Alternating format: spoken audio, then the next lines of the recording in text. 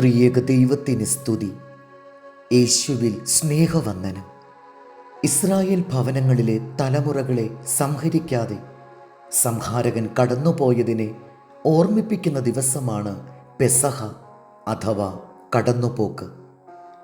മിസ്രയീമിലെ ഫറവോന് അടിമകളായിരുന്ന ദൈവത്തിൻ്റെ ജനത്തെ വിടുവിക്കുവാൻ ദൈവം മോശയെ അയച്ചു.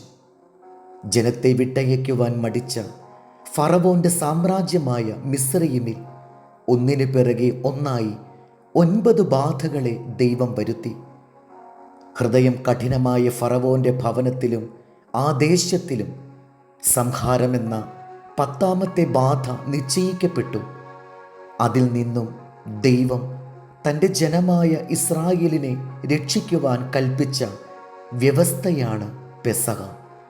ഊനമില്ലാത്ത കുഞ്ഞാടിനെ സന്ധ്യാസമയത്ത് അറുത്ത് അതിൻ്റെ രക്തം ഒരു പാത്രത്തിലെടുത്ത് ഈസോപ്പ് ചെടിയുടെ ഒരു കെട്ട് ആ രക്തത്തിൽ മുക്കി ഇസ്രായേൽ ഭവനങ്ങളുടെ കുറുമ്പടിമേലും കട്ടളക്കാൽ രണ്ടിന്മേലും പുരട്ടുക. ആട്ടിൻകുട്ടിയുടെ മാംസം തീയിൽ ചുട്ട് പുളിപ്പില്ലാത്ത അപ്പം, കയ്പ് ചീര എന്നിവയോടുകൂടി ഭക്ഷിക്കണം. അരകിട്ടിയും ചെരിപ്പിട്ടും കയ്യിൽ വടി പിടിച്ചു വേഗത്തിൽ ഭക്ഷിക്കണം എന്നതായിരുന്നു ആ നിയമം. അന്നു രാത്രി ആദിജാതന്മാരെ സംഹരിക്കുവാൻ ഒരു സംഹാരദൂതൻ മിസ്രയീം ദേശത്തിലൂടെ സഞ്ചരിച്ചു. ദൈവമക്കൾ പാർക്കുന്ന ഭവനങ്ങളിൽ മേൽ രക്തമടയാളമായിരുന്നു. അടയാളമുള്ള ഭവനങ്ങളെ വിട്ട് സംഹാരകൻ കടന്നുപോയി. അർദ്ധരാത്രിയിൽ സിംഹാസനത്തിലിരുന്ന ഫറവോന്റെ ആദിജാതൻ മുതൽ കുണ്ടറയിൽ കിടന്ന തടവുകാരൻ്റെ ആദിജാതൻ വരെയും കൊല്ലപ്പെട്ടു.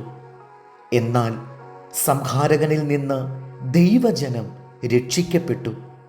അന്നു രാത്രിയിൽ തന്നെ ദൈവജനത്തിന് അവരുടെ അടിമവീടായ മിസ്രയീമിൽ നിന്ന് പുറപ്പെടുവാൻ അനുമതി ലഭിച്ചു.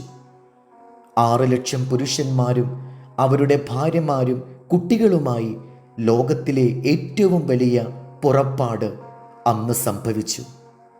എന്നേക്കും അടിമകളായി പാർക്കേണ്ട ദൈവജനത്തെ നിഷ്ഠൂരനായ ഫറവോന്റെ കരങ്ങളിൽ നിന്നും വിടുവിക്കുവാൻ ഒരു കുഞ്ഞാട് അറുക്കപ്പെടേണ്ടതായി വന്നു.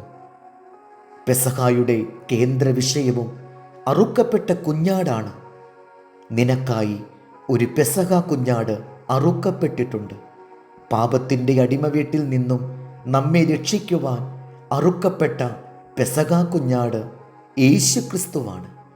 നമ്മുടെ പാപങ്ങൾക്കായി ദൈവകോപത്തിൻ്റെ തീയിൽ വെന്തെരിഞ്ഞ പെസഹ കുഞ്ഞാടായ ക്രിസ്തു. പാപത്തിൻ്റെ ശമ്പളമായ മരണത്തിൽ നിന്നും സാത്താൻ്റെ അടിമത്വത്തിൽ നിന്നും ക്രിസ്തുവിലുള്ള വിശ്വാസത്താൽ നമുക്ക് വിടുതൽ ലഭിച്ചിരിക്കുന്നു. നമുക്ക് വേണ്ടി രക്തം ചിന്തി മരിച്ച ക്രിസ്തുവിൽ മാത്രമാണ് നമ്മുടെ രക്ഷ. യേശുവിൽ അഭയം പ്രാപിക്കുന്നവരെ സംഹാരദൂതന് തൊടുവാൻ സാധിക്കില്ല. 1 പത്രോസ് 2:24. നാം പാപം സംബന്ധിച്ച് മരിച്ച് നീതിക്ക് ജീവിക്കേണ്ടതിന് അവൻ തൻ്റെ ശരീരത്തിൽ നമ്മുടെ പാപങ്ങളെ ചുമന്നുകൊണ്ട് ക്രൂശിന്മേൽ കയറി അവൻ്റെ അടിപ്പിണരാൽ നിങ്ങൾക്ക് സൗഖ്യം വന്നിരിക്കുന്നു. ദൈവം നമ്മെ അനുഗ്രഹിക്കട്ടെ. കർത്താവിൽ എളിയ ശുശ്രൂഷകൻ, ഈരാളിലച്ചൻ.